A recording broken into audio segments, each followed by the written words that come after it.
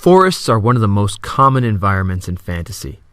They can be dangerous, mysterious places like the twisting labyrinth of Mirkwood, or they can be seen as natural places of rest and refuge like luminous Lothlorien. Given that forests are fairly standard to fantasy, chances are you'll have forests in the world you are building. So let's figure out where to place these forests on your map.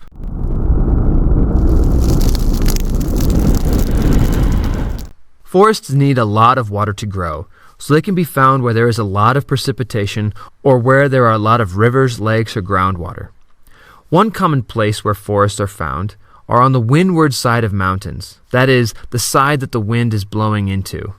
Now, we have probably felt the wind moving in all directions, but weather systems as a whole tend to move in one direction.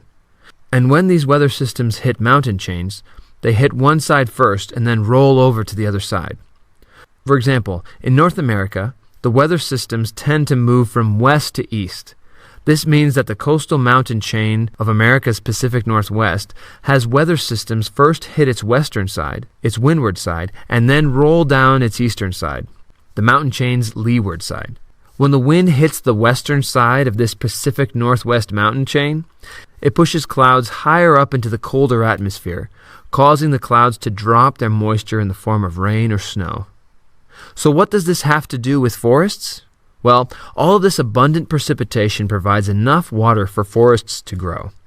This means that the western or windward side of the Pacific Northwest mountain chain is very green with lots of trees.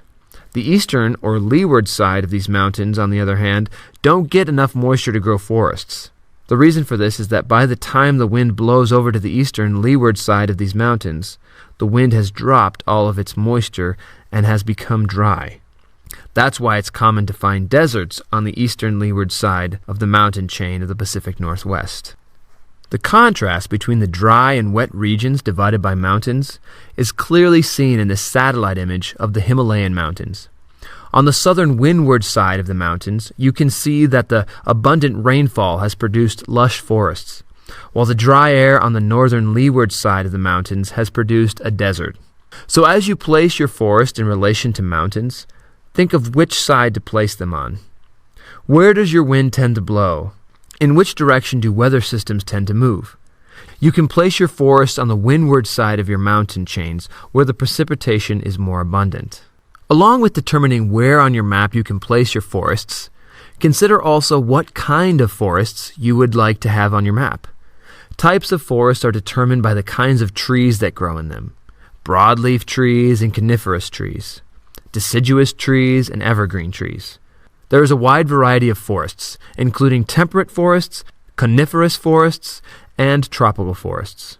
Also, remember, you are writing fantasy and are welcome to create different kinds of trees and different kinds of forests out of your own imagination. In our world, we have trees with broad leaves or trees with needles. What if you created a third kind of tree or a fourth kind of tree? You are free to let your imagination run here. But of course, if you don't want to take on that task, you're welcome to keep to the trees in our world. Now that we've looked at where forests grow and the different kinds of forests there are, let me send you into your next assignment, which is to place forests on your map. Remember, you want to make sure they are growing in places that receive a lot of water, such as the windward side of a mountain chain or the lowlands beneath. You can draw your forest using little symbols or something as simple as squiggly marks that look like a massive spaghetti. Maybe you want to use a green pencil for this. After you have placed your forest on your map, determine what kind of forest they are, whether they are temperate, coniferous, or tropical.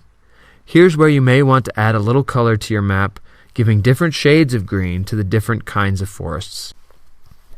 As you draw forests on your map, remember that you are working on a rough draft, so nothing has to be perfect or final now. You can always edit later on. So go for it. Plant some seeds, and I'll see you in the next step to creating your world map.